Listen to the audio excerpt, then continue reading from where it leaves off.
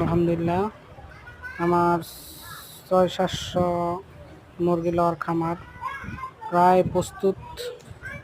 আর কিছু কাম করলেই চলবে। এই যে এই জায়গাগুলো দিয়ে গাঁথা ছিল, এগুলো বস্তা দিয়া বসছি। অনেক কষ্ট হয়েছে, তো আপনারা সবাই দোয়া করবেন যাতে এই কষ্টের ফল অনেক ভালো হয়। এই যে ঘরটা দেওয়া হইতেছে, এখনো বিটের কাজ চলতেছে। এখান দিয়ে বৃষ্টির কারণে বালু মাটি অনেক নেমে গেছে, তারপরে আবার এইভাবে বাইরে বাইরে বস্তাগুলো দেওয়া হয়েছে। তো এই সাইডটা একটু খোঁজ, এই সাইডটা দেওয়া হয়ে গেছে ইনশাল্লাহ। সামনে দিয়া পিরা টানাইছি, সুন্দর করে দিতেছি।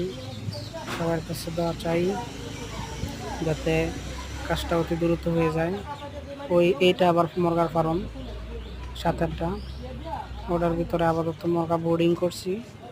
প্রায় গড় দেরি হওয়াতে প্রায় অনেক দিন হয়ে গেছে, 32 দিনের মতো হয়ে গেছে, যদিও 20-25 দিন রাখার কথা।